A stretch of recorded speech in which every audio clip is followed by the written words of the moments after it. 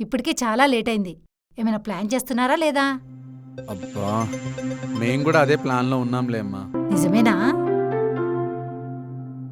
అవునత్తయ్య. సరే, నీకు బస్కి లేట్ అవుతుంది పద. డెలివరీ అయ్యాక ఇద్దరు రండి. హ్మ్. సరే. ఇద్దరు జాగ్రత్త. హ్మ్.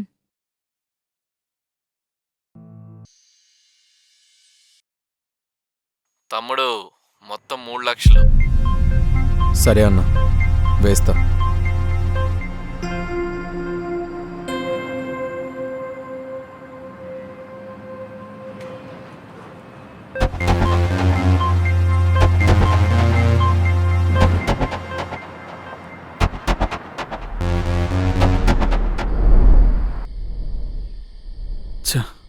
ఆ 5 లక్షలు కూడా అప్పు తీర్చేస్తుంటే బాగుండేది. 3 లక్షలు పోయాయి. ఛా.